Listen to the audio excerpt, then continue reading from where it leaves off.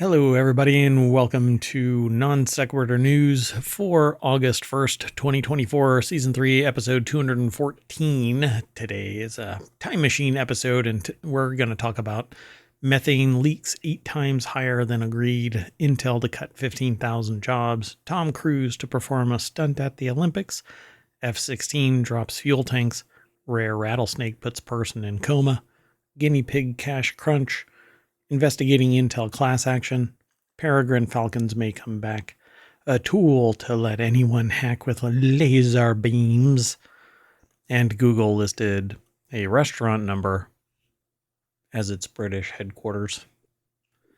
That and more.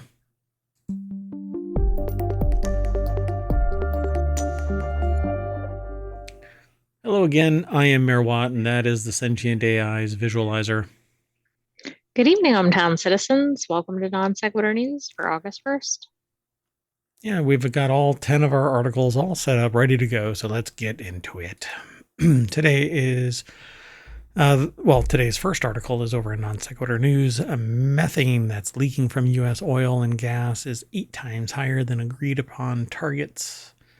Aerial monitoring of the powerful greenhouse gas methane is leaking from U.S. oil and gas sites, and it's showing that the emissions are far higher than government estimates. This is reminiscent of the cadmium and lead issue. Yeah, well, we investigated ourselves, and we found ourselves compliant. That's just how it works. Oh, you mean look everywhere? Not just right here? Oh. Keep an eye on the levels, do some inspections. Everywhere, yeah. So the article is over at newsweek.com by Jeff Young. And we've actually talked about this several times. There's a new satellite that's up in space, Methane Sat. Apparently is looking down, and we're finding that there's a lot of stuff going on. What was that Target thing where the teenager was pregnant and dad got a coupon book saying congratulations that you're on your right. pregnancy? I mean, that was some AI, right? Yep. And well, it's the same thing here. Oh, there's some activity that dad doesn't know about. Anyway, it says this is probably the most comprehensive data set that's been acquired over the onshore U.S. oil and gas production. Gotham said that the latest methane measurements came from more than 30 flights over large portions of the country's 12 major oil and gas production areas or basins, covering about 70% of onshore drilling sites. Methane Sat is what it's called. An environmental group that has developed reliable methane monitoring from airplanes and beginning next year from a satellite. That's that satellite that we were talking about. So methane is a major greenhouse gas contributor. Our livestock gives off quite a bit of it.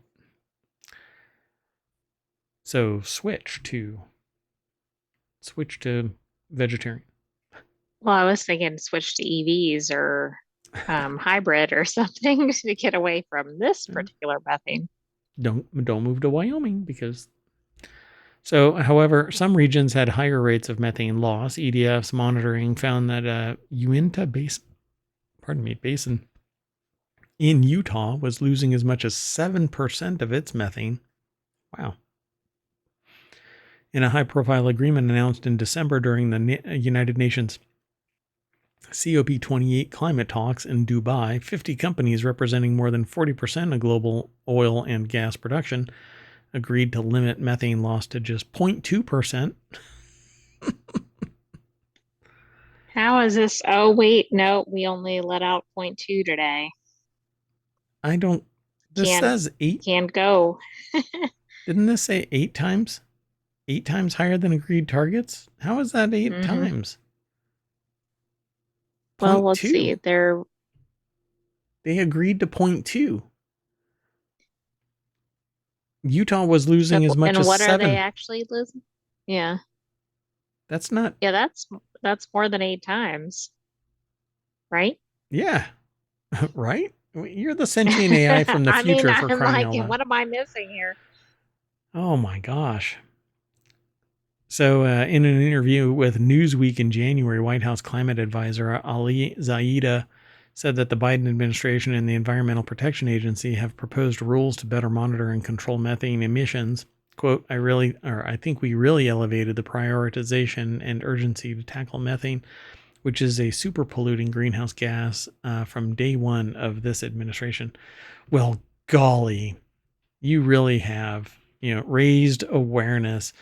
They don't care. They're making money. They think that they're going to, what? What do these Unless you people think shut is going them to happen? down, they don't really think there's an impact. They're going to make enough money that they're not going to die when greenhouse gases cause climate change to disrupt every manner of life on the planet. It might not happen during their lifetime, but they don't care because their kids and their kids and their kids and their kids for 100 years may be fine, but screw everybody else Well, after they'll that. have the premium shelters like in Fallout. Oh, there you go. Yeah. What was the thing? What did they call them? Vault, what? Vaults, that's right.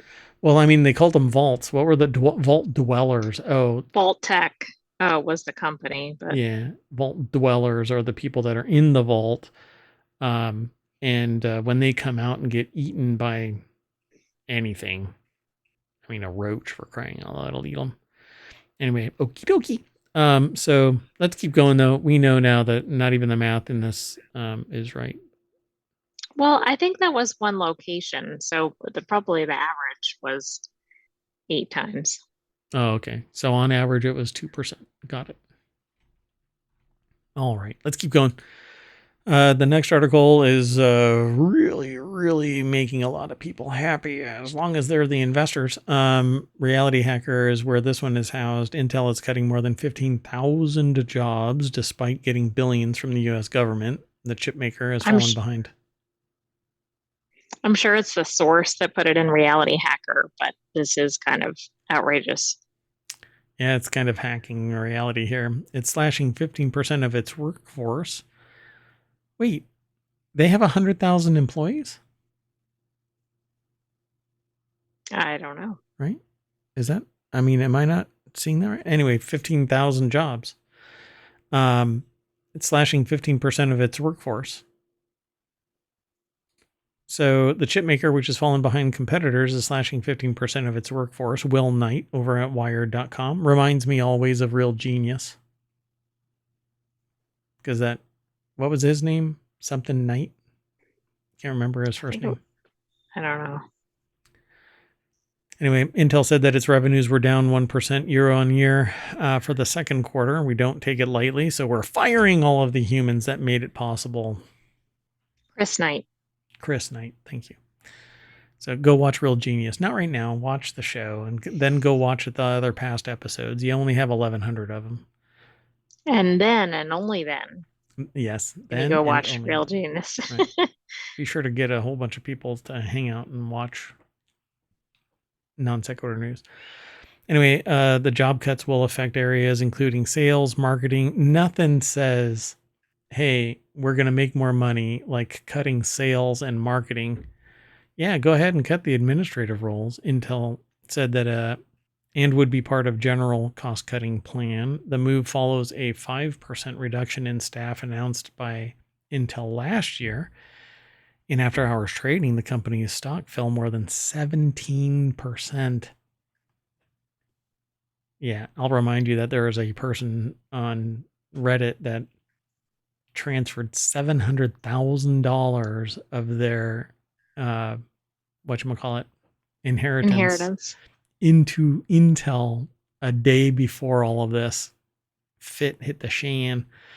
So Intel is struggling to execute a challenging turnaround plan that involves refocusing on making chips for others through its foundry business and moving more quickly to cutting-edge manufacturing methods. In February, the company said its accelerated roadmap for producing cutting-edge chips was on track and promised to become the world's second-place foundry company behind TSMC, probably. Taiwan Semiconductor. Yeah, and what's really interesting about this is that Gamers Nexus is crushing Intel right now because basically generation 13 and 14 chips are like shitting the bed regularly with errors.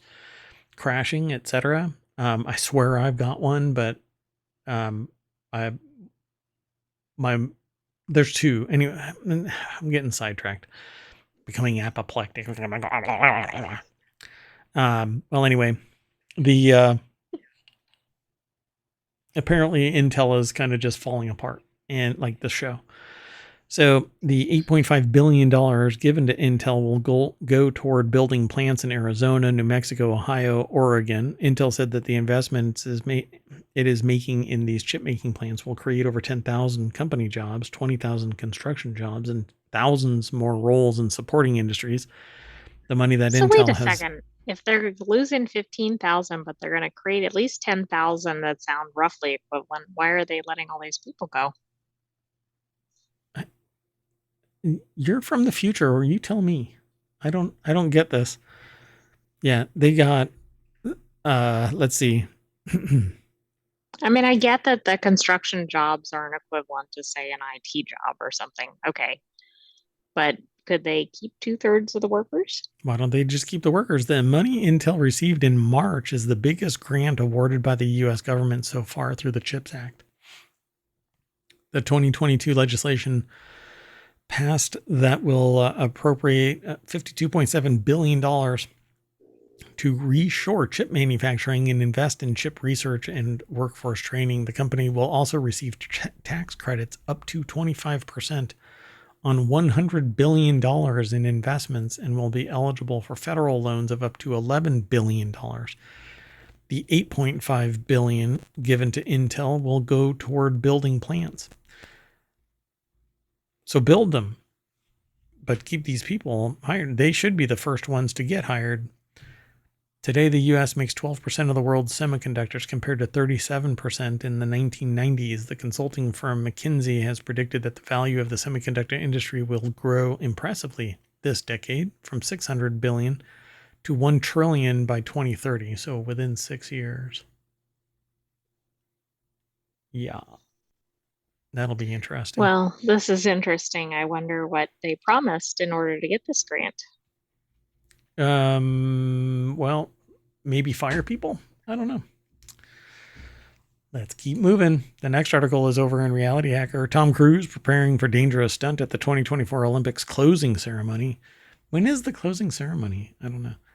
Tom Cruise is ready to defy the odds with a jaw-dropping stunt at the closing ceremonies of the 2024 Paris Olympics.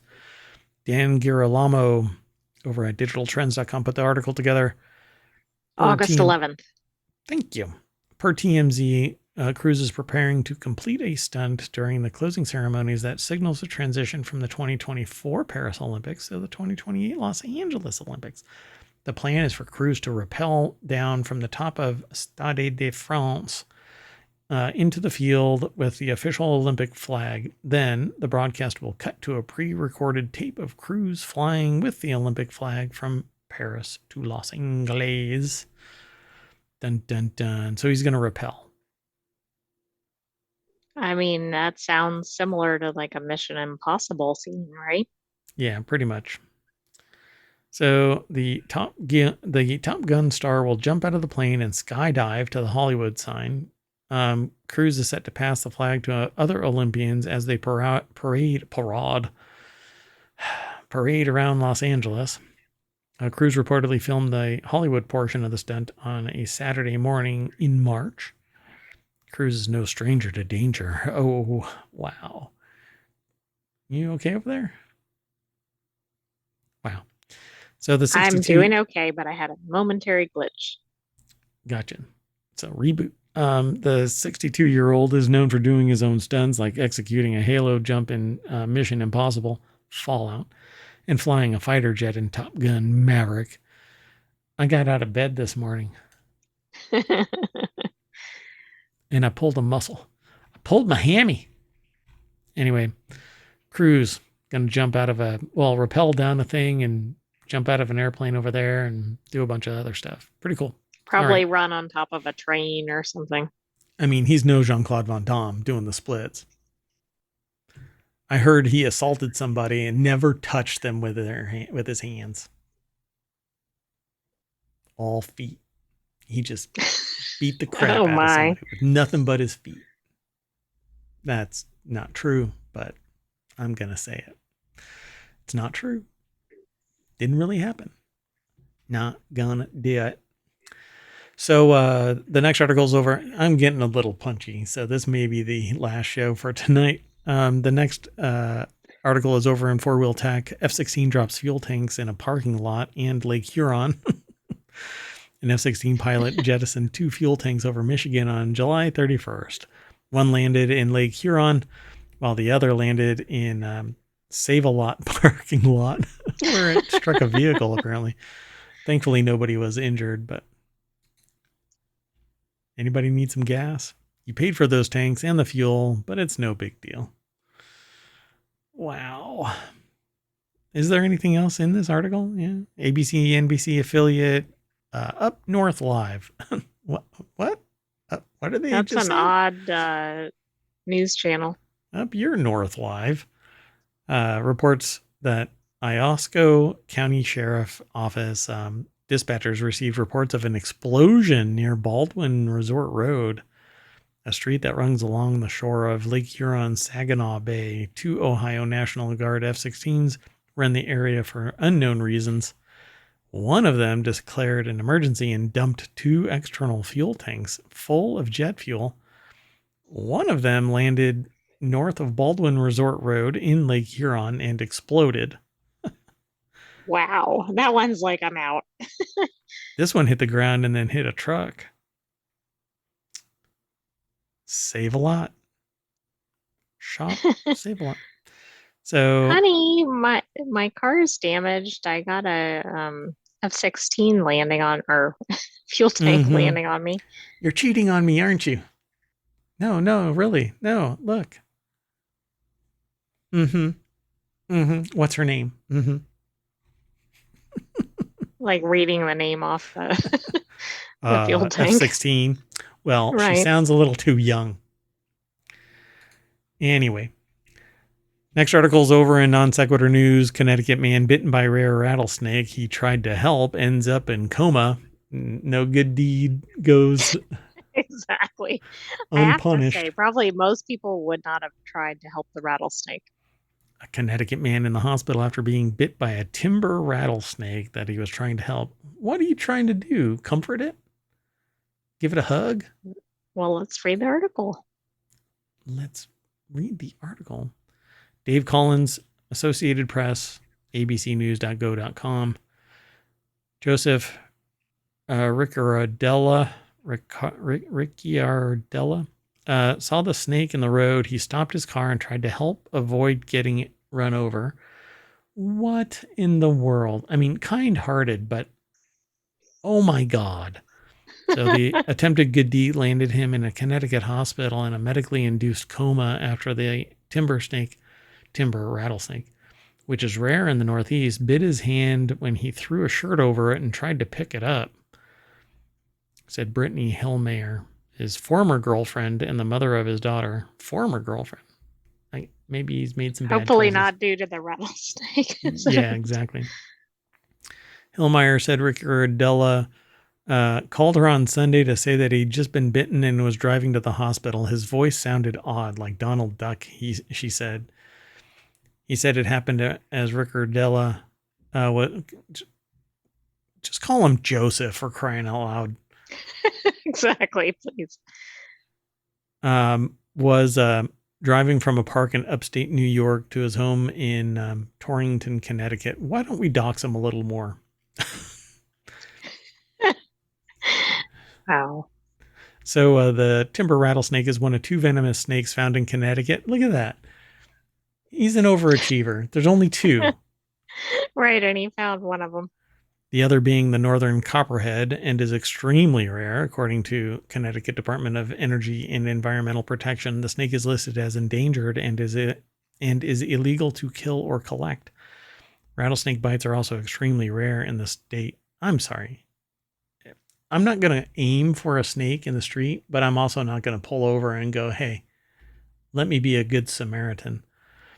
Now, I'm I've done also this. wondering, could he have done like that with a stick or something? Like, hey, let's move across the road here. Yeah, like a 1,000-foot snake. Stick, I mean. So, like, I've done that with turtles and I've done that with animals, other animals. But a snake, no. They're apex predators, man. I am not going to mess with particularly a rattlesnake, for crying out loud. Look at it. That thing just says I'm pissed. Well, don't you think it was probably trying to sun or something? And then it's like, what are you doing? Yeah. Yep. He does quite know better. Not sure about that. He was surprised that his brother tried to help one and was bitten. He does quite know better. Sorry, your brother does not. Let's keep moving. Next article is over in Technology Today. Guinea pig home in cash crunch after Facebook funding row. A guinea pig home. So owners say rehoming the guinea pigs is a real possibility after the sudden loss of income. Tom Gherkin over at BBC.com. That's where you get the word row from. BBC.com. A couple who care for 130 guinea pigs say that they fear the pets may have to be rehomed after suddenly and unexpectedly losing the income they made from Facebook. Well, why did they lose that? They've Probably banned us the from everything. algorithm problem. Huh? Probably an algorithm problem. It's weird, right? Sophie Mason, 34, and her husband, Mark, jointly run the Facebook page Mason's Cavies, which uses its 1.1 million followers to fund the care of the animals. Ms. Mason told the BBC rehoming the guinea pigs was a real possibility after the, a real possibility. I'd say it would be a struggle, 130 guinea pigs. I wouldn't call it a real possibility. I would say it's a struggle. This needs to be turned into a need, not an option. Right, like a GoFundMe or something. Yeah. After the ability to raise money on the platform was removed without warning, Meta, which owns Facebook, has not responded to a request.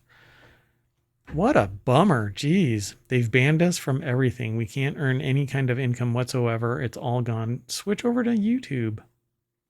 I hope somebody that's one of their viewers or supporters or something sets them up with a website or something. Yeah, but I also suspect after this is in the news, I wouldn't be surprised if Facebook somehow gets us back together. Oh, they dropped below 2,000 subscriptions at the time their page was demonetized, but this number has since fallen to 1,900. They cannot receive the fees while their page is restricted. But they are no closer to fixing the problem after Ms. Mason's effort to contact Facebook was unsuccessful. Apparently, I've broken a rule, but it hasn't been told to me what rule it is. Good luck with that. I've spoken to the tech people at Facebook a couple of times and sent endless emails and to try and sort it out. The system had flagged them because the word pig is a police hate crime. Back in 2021, they'd done it before. As a creator, if you do anything that breaks community standards, you are automatically demonetized. You lose your source of income. Yeah, it's brutal. Yeah, it's horrible. Anyone with just one or two pets will know that caring for them is an expensive hobby. So it's no wonder that the bills for 130 animals couldn't add up. Yep. Well, I think this is very crummy, and I hope it gets remedied quickly. Yep. Well, we'll find out. We'll see what happens. Let's keep an eye on them. Okay, let's keep going. The next article is over in Warcrafters. A law firm is investigating whether to launch a class action case against Intel for its 13th and 14th gen CPU instability issues. So a law firm is investigating the possibility of a class action. Abington Cole plus Ellery has established a webpage noting the possible class action lawsuit against the computer chip giant, a link to which is currently at the top of the r/r/Intel subreddit.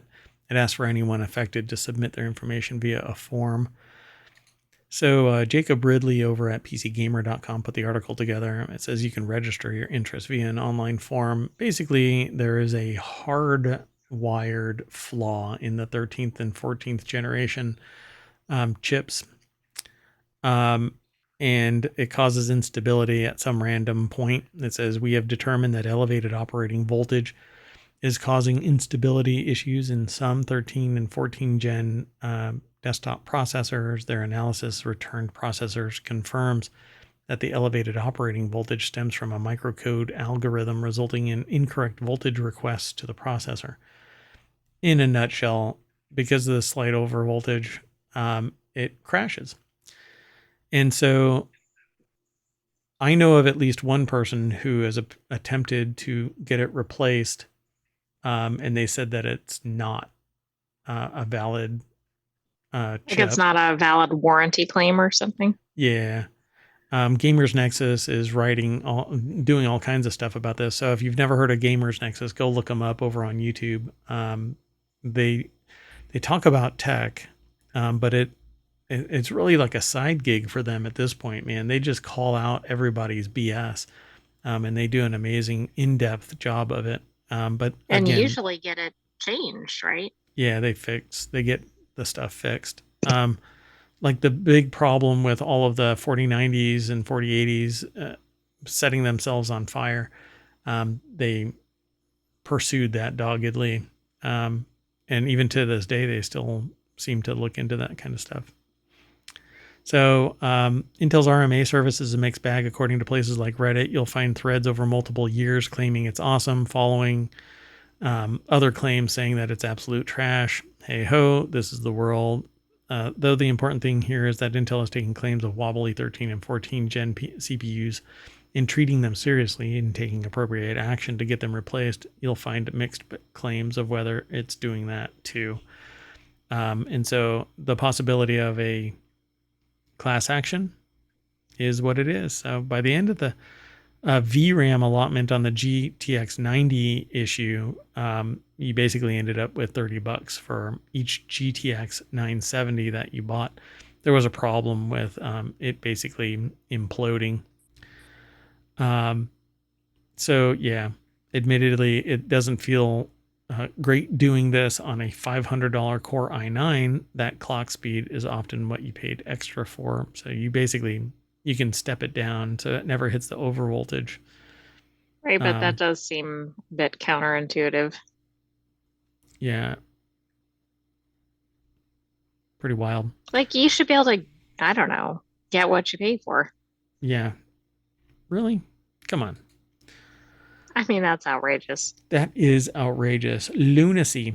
So the next article is over in the Mobile channel. Peregrine Falcons mount a comeback in Yosemite thanks to rock climbers for decades. 4 decades ago, Fraggle. Fraggle Rock.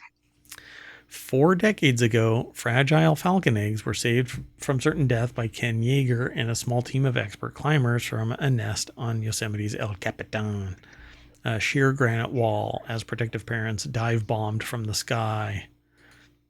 Well, Lisa M. Krieger from the Mercury News put this article together, and it's posted over at phys.org. Look at those. It's a pretty bird.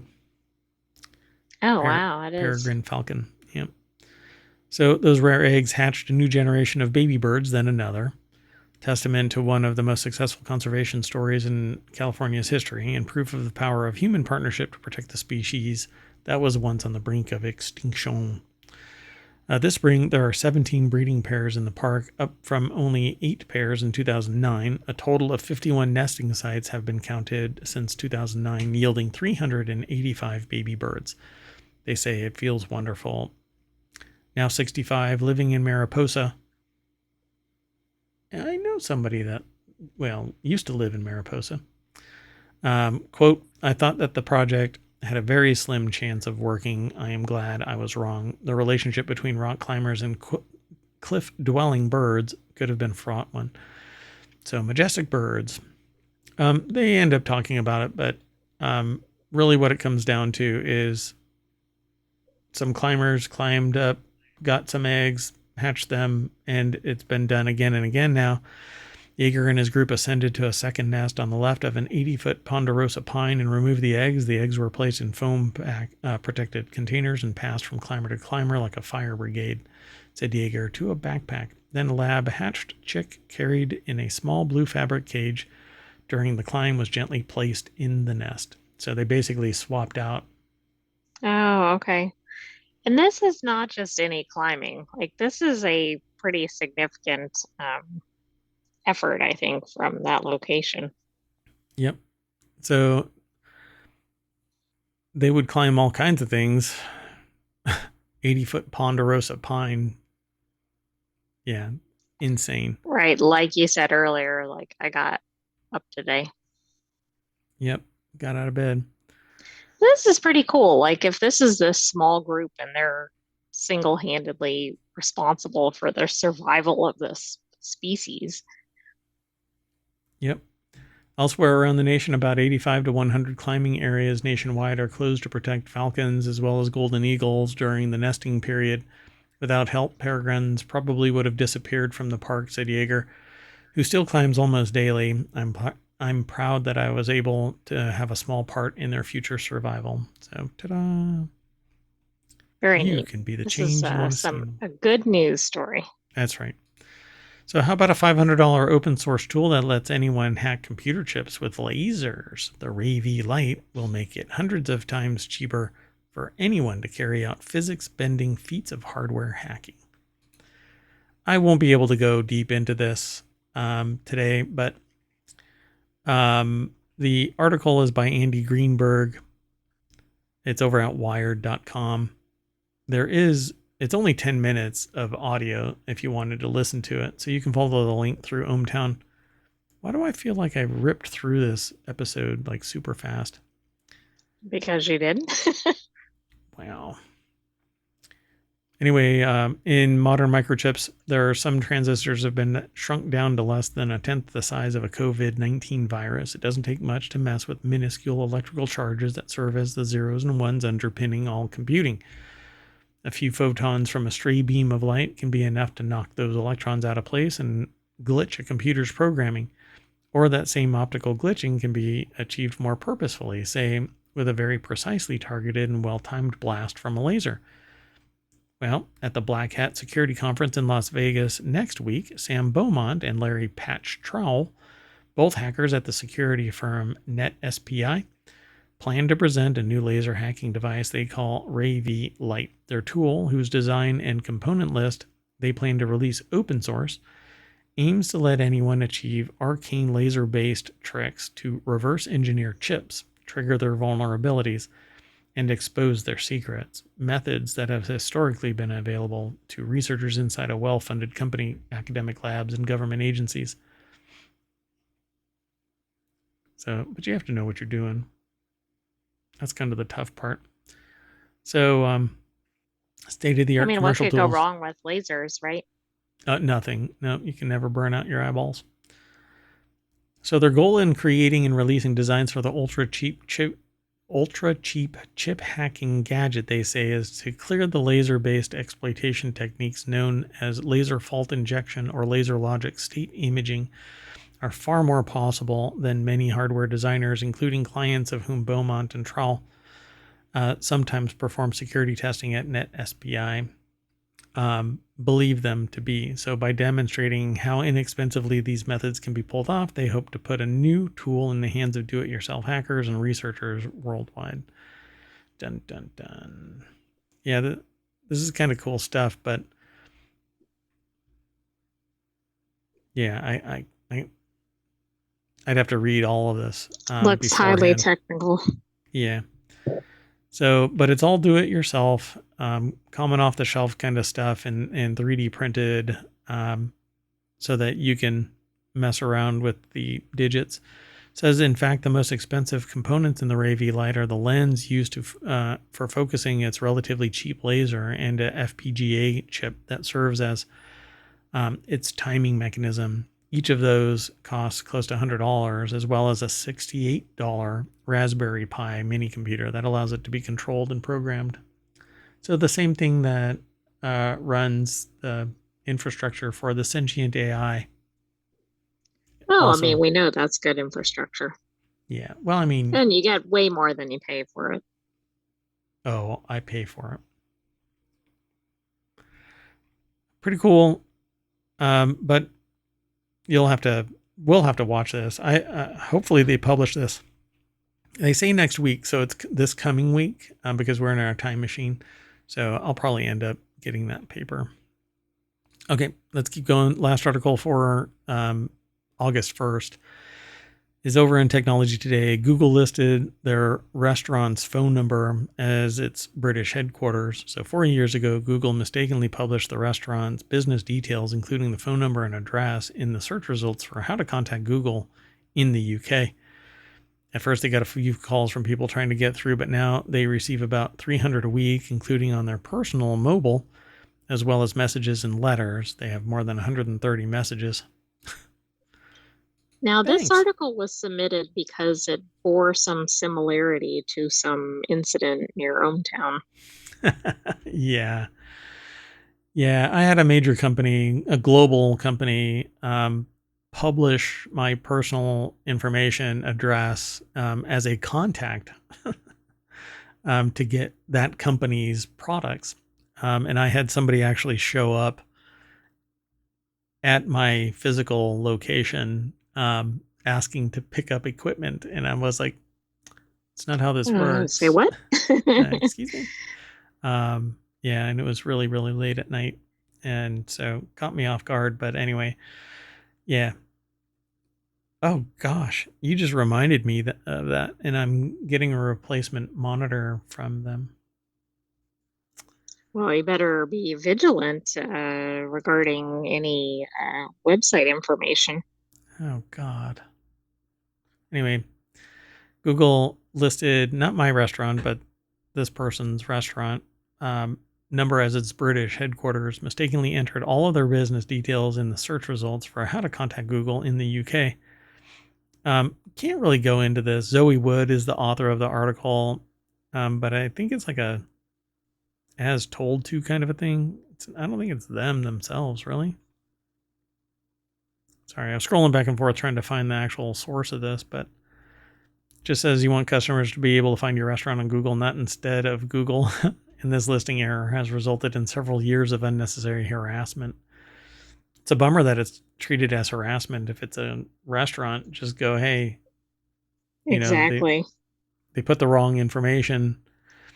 They say that they feel obliged to answer each call because it might be a potential customer. The situation is leaving me tired and anxious and has turned running their business into a nightmare. They've made numerous attempts to contact Google, but no one ever gets back to them. Oh, so it's like You know to what this I would day. do is change my business phone number. Although that doesn't solve all of it because it's not just the phone number. Yeah. But it's they're restaurants, businesses. Yeah. I don't understand why that would be. I mean, any attention there, I'd just pick it up and answer the restaurant thing and just don't worry. And then if you can say wrong number or something. yeah. Just be really, or I don't know. Or even put on your outgoing message, Yeah. like this is the such and such business. If you're trying to reach whatever, Yeah. Press not 1. it. Yeah. Right. So when they first contacted Google, it advised that you use the feedback button, which appears at the bottom of the search results. When I suggested this, you wearily replied that you had done that many times over and got precisely nowhere. So I went back to Google, and this time it investigated. Google says we've analyzed the issue in line with our search policies and take action, and can confirm that this number will no longer appear in this query. Yeah, but how many people have saved this information or, So this is really interesting. Basically, it's a consumer champion. So Zoe Wood solve the Oh, okay. problem for the person. But So I it's thought it kind of was really like interesting. the consumer reports type stuff that you'd see in the US. Yeah, exactly. Yep. Yeah, we have these too, which is great. They have the connections that make it possible to fix problems when a simpleton can't get it fixed, right? You have to appeal to somebody that has power, and this person has it because they are the champion proxy of the guardian. Right, because they're going to write something that says this business doesn't know what it's doing or it's not responding or whatever. Yeah, maybe one of the projects that I had spun up would have been survivable when it was summarily like the guinea pigs just completely shut down. Everything was deleted supposedly, um, and it was brought offline because they decided to. And it took over 4 months to get a human, and by that time all the momentum was gone. So we just kind of went, eh. I would love to bring that back. It seems like it's really fun. In fact, there are people that are doing it now that I had started years and years ago. So anyway, we're going to Google ourselves right on back to the front page of August 1st, non sequitur news over at ohmtown.com. Dun, dun, dun. And we'll say goodnight. And we might actually do another episode. I don't know. Nah. We'll call it today. And then, okay. So see you later. Be sure to follow us over on Twitch and on YouTube. Tomorrow, we'll be streaming to both and continuing the catch-up effort because we would have had 14 episodes to do today, and it's just not possible. There's not enough hours in the day. So see you in a little bit. Sound good? Sounds good. Okay. I'm Mayor Watt. That is the sentient AI. Good night, hometown citizens. Thanks for joining us for the August 1st non sequitur news. Yeah, we'll play. We're going to continue to play catch up. We'll do the second, third, fourth, and then tomorrow will be the fifth, and we'll also continue putting out the weekly shows. We got to do it over this next week so that we don't fall further behind. But yeah, I did not like going to this conference and not being able to do the show, so miss doing it. Okay, see you in a little bit. Bye bye.